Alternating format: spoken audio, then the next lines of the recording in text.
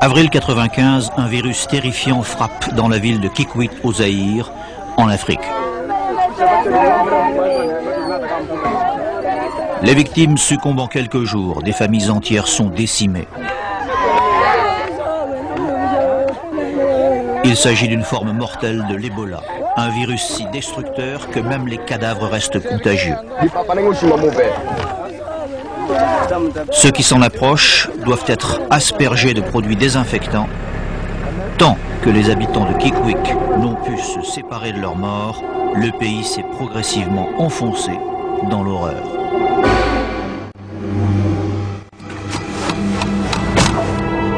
La ville a été mise en quarantaine pour éviter que le virus Ebola ne s'étende vers Kinshasa, la capitale du Zaïre. De là, le virus mortel aurait pu émigrer n'importe où dans le monde. Les premiers signes sont apparus chez quelques patients dans cet hôpital de fortune. Ils se plaignaient de migraines, de fièvre, de nausées, les symptômes courants des maladies tropicales. Rapidement, ils se mettent à vomir des déjections noires et à souffrir de diarrhées brunâtres et sanglantes. Quelque chose les dévore de l'intérieur. Les docteurs désorientés ne soupçonnent pas ce qui se prépare.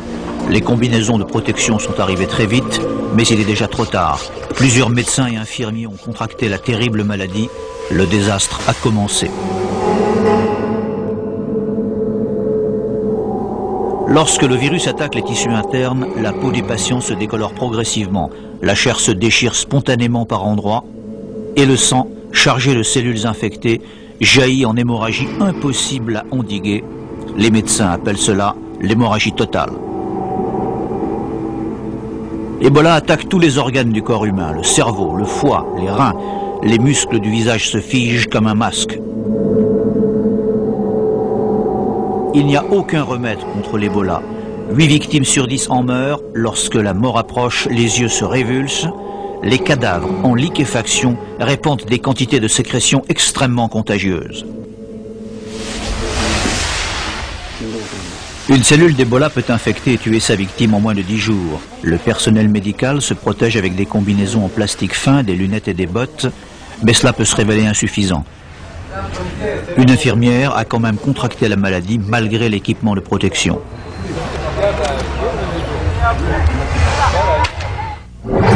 Les virus comptent parmi les plus puissants prédateurs de l'homme. Ils se présentent sous diverses formes et proviennent de sources différentes, mais ils sont tous semblables, ce sont des parasites. Petites parcelles de matière génétique, pas tout à fait vivantes, pas tout à fait mortes, qui attendent de s'agripper à une cellule vivante. Ebola, comme tous les autres virus, s'empare du fonctionnement des cellules et l'utilise pour se fabriquer des doubles. Chaque copie du virus devient autonome pour se multiplier à son tour et ainsi de suite, encore et encore. C'est l'horreur du virus Ebola. Plus il se développe, plus le corps se défait. Sur 296 personnes frappées par Ebola, seules 63 ont survécu. L'infirmière Mélanie Mboui est l'une des rares rescapées. J'avais peur du fait que je voyais mes collègues mourir comme ça, comme des cochons. Alors moi aussi j'avais peur. Par après, j'ai perdu même la peur, j'étais devenu maintenant, comme ça je m'en foutais. Je ne voyais pas si la vie aussi m'écoutait, donc j'ai désiré me mourir.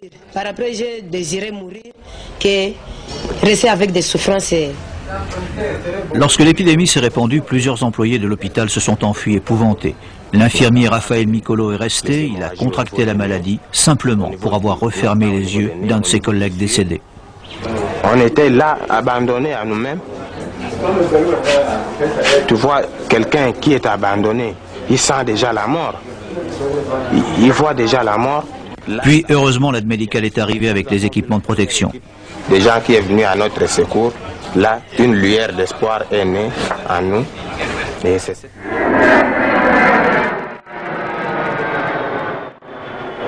Seules quelques rares organisations sont équipées pour faire face à un virus aussi meurtrier que l'Ebola. Les experts déclarent zone rouge la région contaminée. Les équipes antivirus sont entraînées en permanence pour répondre aux menaces très rares du type Ebola. On a mis au point une civière isolante qui empêche le virus de passer d'une victime à l'autre.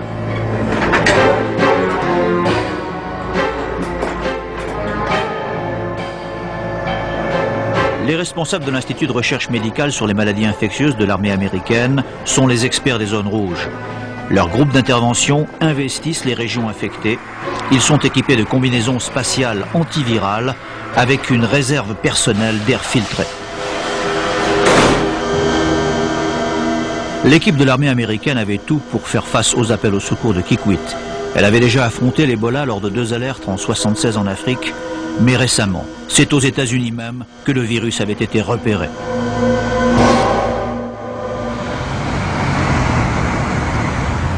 Reston en Virginie est à 20 km de Washington et à 50 km des locaux des spécialistes de l'armée américaine à Fort Detrick dans le Maryland. Ebola est arrivé ici de façon sournoise, déguisé en sautant d'un coup de l'une des régions les plus pauvres du globe à l'une des plus riches. Il a atterri juste à côté de cette cour de récréation. C'est à Reston que sont généralement mis en quarantaine les singes importés comme ces macaques. Les singes doivent rester 1 mois à Reston avant d'être envoyés chez les acheteurs de toute la région. Fin 89, des douzaines de singes de Reston ont soudainement été victimes d'hémorragies mortelles. Du sang et des tissus prélevés sur les cadavres sont envoyés à l'armée américaine. Terreur des experts, au microscope ils découvrent les traces du virus tueur Ebola.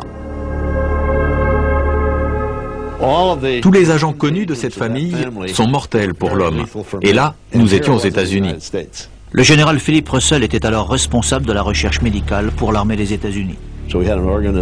Nous avions là un organisme, un nouveau virus qui était vraisemblablement comme ses cousins et qui tuait des singes aux États-Unis. Le danger pour la santé publique était évident. Plus grave encore, les singes commencent à mourir dans tous les bâtiments. Cette forme du virus était volatile, contrairement à sa cousine africaine. Les employés risquaient donc de contracter le virus simplement en respirant quelques poussières infectées. Ebola pouvait contaminer toute la région de Washington.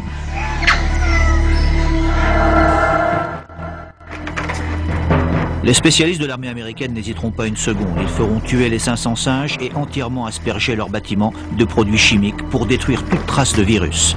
Le bâtiment sera finalement rasé. Surprise, ceux qui avaient été en contact avec les singes ne tomberont jamais malades.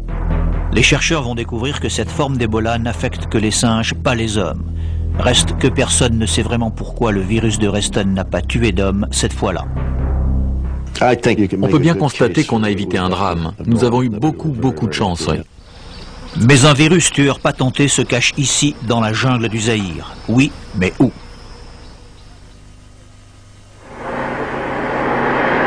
Partout dans le monde, quand les virus frappent, les spécialistes antivirus partent au combat. Quand le mystérieux virus Ebola fait son apparition dans une lointaine jungle tropicale, les chasseurs de virus foncent pour débusquer le tueur. Tom Kiasek est retraité de l'armée américaine. Il est responsable de tout le secteur virologie au Centre de contrôle et de prévention des maladies à Atlanta. Le seul autre centre des États-Unis capable de faire face aux dangereux virus. Tom voyage avec une combinaison spatiale plus légère que celle des cosmonautes pour pouvoir travailler aisément dans le laboratoire rudimentaire de Kikwit. En tant que responsable des équipes d'urgence, Kiasek doit être sur place. Il faut recueillir du sang infecté pour l'analyser plus longuement aux États-Unis et traquer Ebola dans la nature, partout où il se cache. Ebola est un virus qui vit ici, quelque part au Zaïre. Il est apparu 2 fois ces 20 dernières années. L'incident semble souvent partir d'un cas isolé, qui ensuite se répand dans toute sa famille. À partir de l'exemple de Kikwit, les virologues Don Noah de l'équipe de Kiasek et Thierry Mertens de l'Organisation mondiale de la santé à Genève vont pouvoir reconstituer le tracé de l'épidémie. Ici, 33 contaminations par la même personne. Les enquêteurs doivent d'abord identifier la première victime du virus, appelée le cas initial. Les chercheurs, eux, doivent découvrir où se cache Ebola dans la nature avant ses rares manifestations.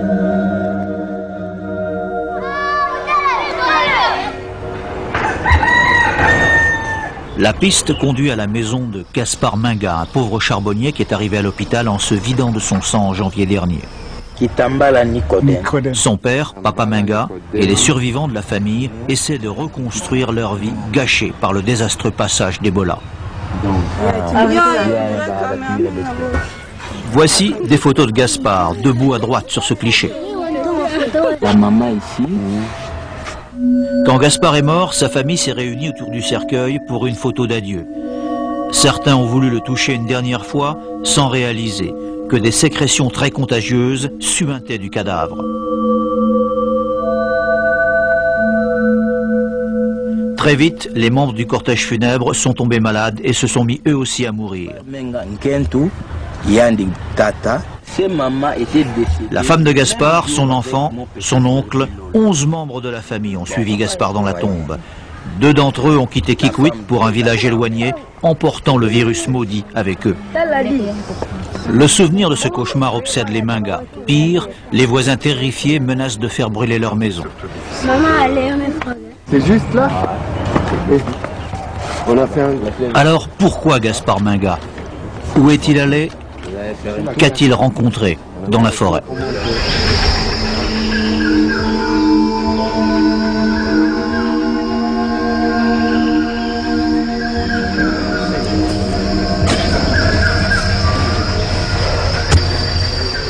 Comme tant d'autres charbonniers, il devait se lever tôt tous les matins pour aller dans la forêt, creuser son foyer sur une partie défrichée et fabriquer à même la terre un four à charbon.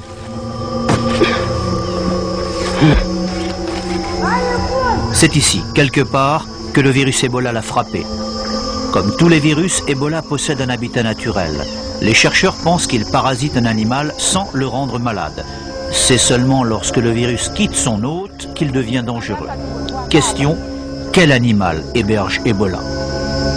Un insecte peut-être qui aurait sucé le sang de Menga pendant qu'il travaillait? Un rongeur qui l'aurait mordu? Ou un gibier que Gaspard aurait tué et mangé? Ça peut être n'importe où, n'importe quoi. Nous ne savons pas. Nous ne savons pas. La chasse à l'animal porteur qui pourrait héberger Ebola se concentre sur la forêt proche du trou à charbon de Gaspard. Les insectes sont les principaux suspects. Voici le capitaine Russ Coleman de l'armée américaine et le docteur Paul Reiter, entomologiste britannique, qui dirige les recherches. Reiter a inventé toute une panoplie d'instruments pour attraper les moustiques et autres insectes suceurs. Les insectes sont attirés dans ces pièges par des blocs de glace. En fondant, la glace dégage du gaz carbonique, exactement comme le fait l'homme. C'est ce qui attire les moustiques. Les équipes relèvent les pièges tous les matins dans une douzaine d'endroits différents. Les pièges sont suspendus à différentes hauteurs pour capturer aussi les insectes qui volent en altitude. Il nous faut de toute façon trouver un moyen de placer nos pièges plus haut. Vous avez une idée? Peut-être en grimpant aux arbres? En fait, on leur a demandé de nous amener des équipements pour grimper. S'ils ont des ceintures et des crampons, je n'hésiterai pas à essayer. Tant que c'est toi, c'est bon.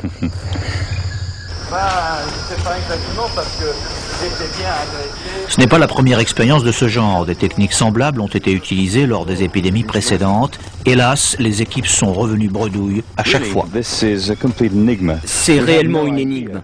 Nous n'avons aucune idée de l'origine de l'infection. Nous pensons que le virus se cache quelque part par ici. Il se planque. Une seconde équipe spécialisée dans les mammifères travaille aussi dans la forêt. Certains des animaux capturés font partie d'espèces inconnues. L'un de ces spécimens est peut-être le porteur du virus Ebola. On les mesure, on les pèse, on établit des fiches médicales pour chacun et on récolte des échantillons sanguins et des cellules pour examen en laboratoire. L'équipe n'a pas trouvé de singes, mais les singes comme les humains peuvent être victimes de l'Ebola. Ils ne sont sûrement pas les hôtes du virus. Les entomologistes aussi classent leurs récoltes selon les différentes espèces. L'un des principaux suspects est un moustique déjà connu pour transmettre la fièvre jaune. Cette maladie virulente présente de nombreux symptômes semblables à ceux de l'Ebola. Paul Reiter visite les lieux de sa dernière récolte, la maison des Menga. Avec son aspirateur portable, il aspire les moustiques jusqu'au fond de leur cachette. Reste qu'il est peu probable que Gaspard Minga ait été contaminé chez lui. Si le porteur d'Ebola avait été un insecte de la maison, il aurait contaminé toute la famille. Quand la nuit tombe, les recherches continuent. À l'hôpital Kikwit, il n'y a pas de temps à perdre. Ici, les médecins font une tentative désespérée. Prélever du sang sur les rescapés et le transfuser sur des patients qui présentent les symptômes de l'Ebola. Peut-être les anticorps contenus dans le sang de ceux qui ont guéri sauveront-ils les autres victimes. Car le système immunitaire du corps humain répond à toute attaque de virus en produisant des anticorps. Les anticorps pourchassent le virus, se fixent sur lui. Ils envoient des cellules spéciales qu'on appelle macrophages pour identifier et détruire l'envahisseur. Une fois remis de l'infection, le sang possède des anticorps spécifiques qui assureront sa défense si le même virus attaque à nouveau. D'autres transfusions avaient déjà été tentées sur des animaux sans succès. Les docteurs zaïrois proposèrent alors d'utiliser carrément des cobayes humains. Les perfusions que vous ajoutez. Non sans provoquer les protestations des virologues français, belges et américains de passage. Et si ces patients n'étaient pas atteints d'Ebola? Les transfusions pourraient tuer au lieu de guérir. Alors que l'essentiel du problème... Réponse des médecins zaïrois, le test sanguin d'Ebola prendra au moins 10 jours. La transfusion est le seul espoir de survie pour les victimes. Que devrons-nous faire devant une telle situation? Attendre que CDC nous donne des suites pour commencer le traitement? Je ne pense pas, parce que ce sont des malades qui ne peuvent pas tenir plus de 10 jours. 5, 6, 7, 8, 9, 10. Finalement, la décision sera soumise à vote. Les médecins étrangers n'obtiendront pas la majorité. Les transfusions auront lieu. Cette femme, sa mère dans l'autre lit, survivront à Ebola. Il n'y aura pas de décès supplémentaire à l'hôpital Kikwit. Pour la science, l'expérience de Kikwit ne prouve pas grand-chose. Les patients transfusés n'étaient pas assez nombreux pour en tirer des conclusions valables. Les transfusions n'ont peut-être servi à rien, peut-être ont-elles aussi sauvé des vies. L'épidémie va finalement s'arrêter d'elle-même, comme les épidémies précédentes. Mais la prochaine fois, rien ne garantit qu'elle s'arrêtera. Car ce virus peut en 10 jours faire ce que le sida fait en 10 ans. Heureusement, sa rapidité est aussi sa faiblesse. Les victimes meurent trop vite pour contaminer les autres et répandre vraiment la maladie. Mais d'autres virus, eux, prennent leur temps. Nous vivons dans un monde sans frontières. Les frontières sont dans les têtes des gens. Elles ne sont pas réelles et elles n'existent certainement pas pour les germes.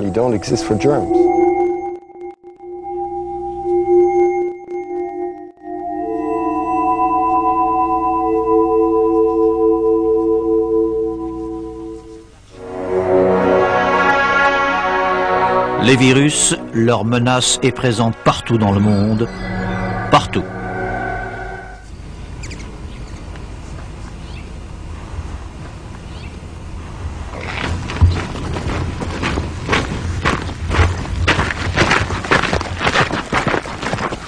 Un virus rôde aussi dans les montagnes du Nouveau-Mexique. Celui-là, on va le ramener au labo, on va l'emballer et on l'examinera de près. Car un virus presque aussi dangereux que l'Ebola est apparu dans le sud-ouest américain. Cette souris est l'un des mammifères américains les plus répandus, mais elle est porteuse d'une forme de l'hantavirus, un virus sans danger pour la souris, mais mortel pour l'homme.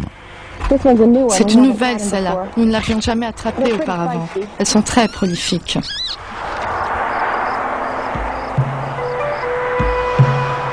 Ce virus a fait son apparition en 93. Les premiers cas sont apparus chez les Indiens Navarros, avant de gagner toute la population. Les premiers mois, plus de 20 personnes ont trouvé la mort. Mon nom est Otis Hall et je suis la personne la plus âgée qui ait été victime de l'hantavirus. Mais je m'en suis sortie. Après 3 semaines dans le coma, Otis a miraculeusement survécu. Attaqué par l'hantavirus, ses poumons s'étaient remplis de liquide Écoutez le journal de cette terrible épreuve tenue par ses filles. Mère souffle des bulles de sang, c'est effrayant. Sa pression sanguine a radicalement changé. Nous ne savons pas d'où viennent ces caillots de sang. Une crise cardiaque ou peut-être une attaque. Otis a contracté la maladie de la même façon que les autres, en faisant son ménage ici, dans son ranch. Nous avons une chambre où personne n'était entré depuis des mois et des mois. Et j'y ai retrouvé quelques squelettes de souris que j'ai aspirés avec mon aspirateur. C'est cette chambre qui m'a transmis le virus, ici même. Le virus vit dans l'intestin des souris et il est rejeté avec leurs excréments et leur urine. Le simple fait de passer l'aspirateur ou de balayer transforme le virus en poison volatile qui attaque les poumons à chaque respiration. Il paraît que j'avais 20 tubes qui me rentraient partout dans le corps en même temps. Ils m'ont transfusé 5 litres de sang. Il paraît que j'ai pris 14 antibiotiques différents afin d'obtenir quelque chose. La guérison d'Otis Hall est exceptionnelle. Il n'y a pas de traitement ni de vaccin pour le syndrome pulmonaire de l'hantavirus. Il tue à peu près 60% de ses victimes. À 3000 km de là, près de New York, le docteur Robert Scheuch se trouve lui aussi confronté aux ravages de l'hantavirus. Voici Verrod Thompson, jardinier examiné au SAMU de Southampton. Verrod est arrivé dans un tel état qu'on n'a rien pu faire. C'est une des choses les plus accablantes qu'il m'ait été donné de voir. Les poumons de Verrod étaient engorgés de liquide. C'était abominable. On ne pouvait pas venir à bout des sécrétions liquides, on avait beau aspirer à toute vitesse, ça n'en finissait jamais. Il y avait toujours un problème. On n'a rien pu faire.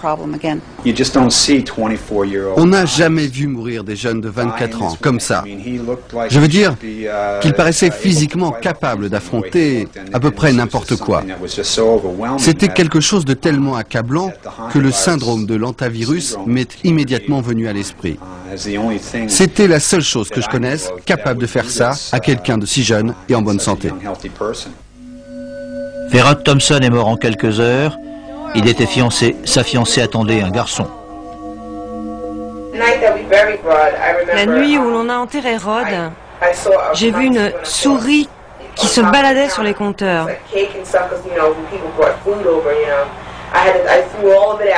J'ai débarrassé toute la nourriture.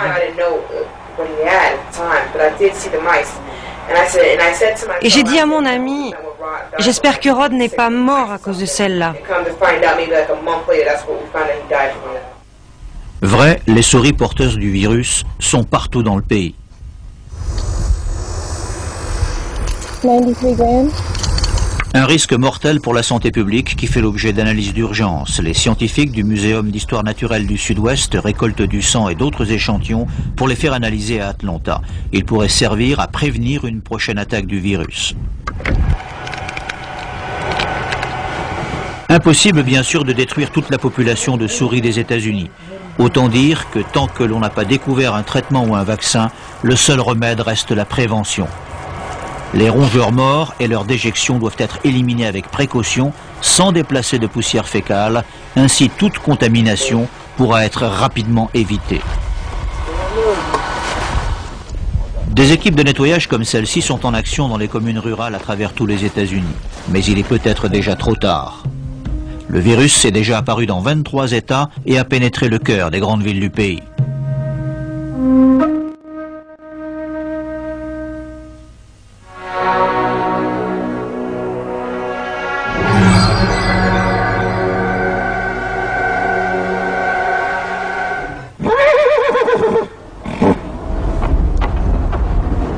Dans les écuries de Victory aux alentours de Brisbane en Australie, les pur sangs de tous les pays sont préparés, soignés pour les courses. Personne n'aurait pu prévoir qu'un virus meurtrier allait s'abattre sur cette paisible bourgade. En septembre 1994, le tueur est entré dans cette écurie. Je n'avais jamais vu un truc comme ça, c'était vraiment terrifiant, terrifiant. En examinant les chevaux, le vétérinaire Peter Reid a découvert quelque chose qu'il n'oubliera jamais. Les chevaux écumaient par la bouche, leurs poumons se remplissaient de sang et de liquide. Je n'avais jamais vu un tel nombre de chevaux contaminés. Le fait qu'ils soient tous tombés malades en même temps et certains des symptômes qu'ils développaient, je n'avais jamais vu ça, non. Jamais à un tel niveau. La mystérieuse maladie a agi très rapidement et de façon radicale. En quelques jours, 14 chevaux sont morts. Le propriétaire des écuries, Vic Rail, présenta peu de temps après les mêmes symptômes que les chevaux. Il mourut en moins d'une semaine.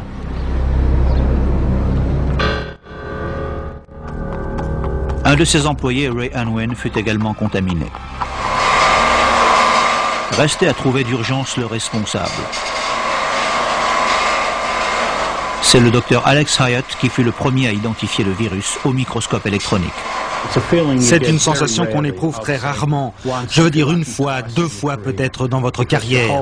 Parce qu'à ce moment-là, toutes vos fibres nerveuses, tout votre être, sait que vous êtes en face de quelque chose de différent, de nouveau, excitant et qui va bouleverser le monde scientifique. Le virus que le docteur Hyatt découvre appartient à la même famille que la rougeole. Mais ces nouvelles manifestations sont terriblement différentes. Il a subi une mutation. En se fabriquant ses propres copies, le virus peut se transformer, il mute, et parfois cette mutation lui donne la possibilité de contaminer et de tuer d'autres animaux.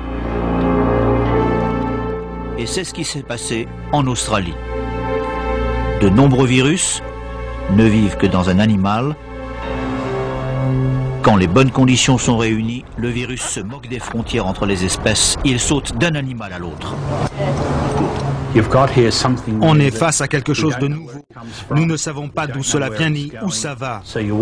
On sait dorénavant qu'on travaille ici avec une chose qui peut tuer. Dans les écuries, le virus fut mortel pour les chevaux comme pour les hommes. À l'annonce de la mort de Vic Rail, la peur d'une grave épidémie saisit la communauté. Les écuries se trouvaient à moins de 3 km d'un aéroport international et juste à 1 km d'une autoroute. Les autopsies ont été pratiquées devant la propriété. Il y eut tellement de sang et de tissus charcutés que l'on en trouvait jusque sur le trottoir et la chaussée. On a dû se débarrasser des carcasses, mais le sol était très contaminé. En ville, on se faisait beaucoup de soucis. Les responsables de la santé publique, craignant que le virus se propage par le sang et les sécrétions, décrètent rapidement la quarantaine pour toutes les écuries du coin et ferment le champ de course. Mais ils ne savent toujours pas exactement comment le virus se transmet. Pour le moment, le virus est reparti dans son antre. Il n'y a pas eu d'autre alerte.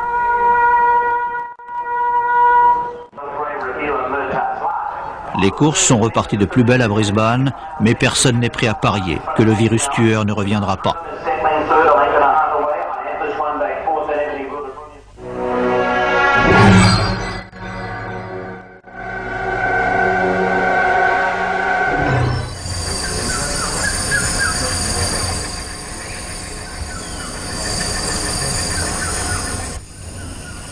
Au fin fond de la jungle amazonienne du Brésil, l'un des endroits les plus riches en variétés biologiques du monde, un commando d'élite joue à la guerre. Par exemple, comment piéger l'ennemi.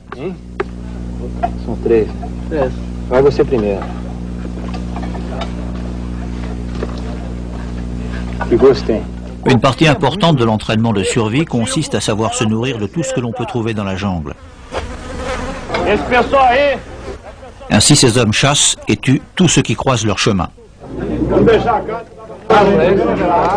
En mai 95, pendant qu'Ebola provoquait des ravages sur un autre continent, ces hommes font une intrusion involontaire dans le repère secret d'un autre virus inconnu, un prédateur puissant que les fusils ne peuvent atteindre. Les chasseurs sont devenus les chassés. Les hommes tombent malades l'un après l'autre. Certains commencent à cracher le sang. La réalité va l'emporter sur la simulation. Les malades seront conduits d'urgence dans un hôpital de Manaus. Le premier que nous avons examiné est mort avec de graves hémorragies aux poumons. Quand mon collègue est mort, J'ai eu très peur. Et j'ai pensé que j'allais mourir moi aussi. Cet officier a été mis en quarantaine à l'hôpital de Sao Paulo, l'une des villes les plus peuplées du monde. J'ai pensé à tout. J'ai même pensé à Ebola.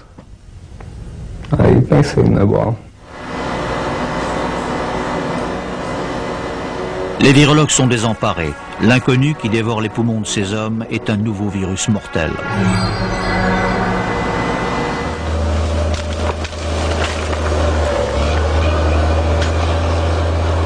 Et la menace se propage. Dans cette ville frontière, de pauvres immigrants ont défriché quelques lopins de terres agricoles dans la jungle. Leur besoin de cultiver est plus fort que leur peur du virus. Les écologistes affirment que l'émergence de ce virus tueur est une conséquence naturelle de la destruction des tropiques par l'homme. La revanche de la forêt contre l'envahisseur humain en quelque sorte. Non, disent les scientifiques, la forêt n'a pas de telles intentions. La nature opère par sélection naturelle, comme la survie des plus adaptés dans la jungle. Quand quelqu'un se mesure à un virus, c'est le virus qui l'emporte.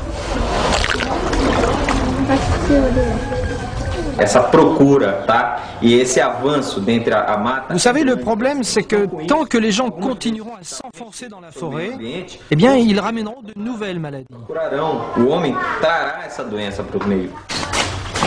Et ceux qui ont besoin d'avancer dans la forêt pour vivre n'ont pas d'autre choix que d'affronter le virus. Qui n'a pas peur? Tout le monde a peur. Mais on doit travailler dans la forêt.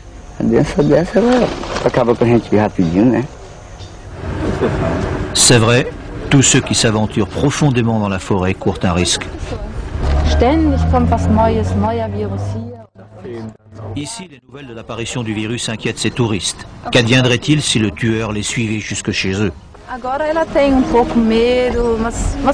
Ils sont effrayés et ils ne savent pas comment se protéger. Mais, en dépit du danger, l'expédition continue sa route.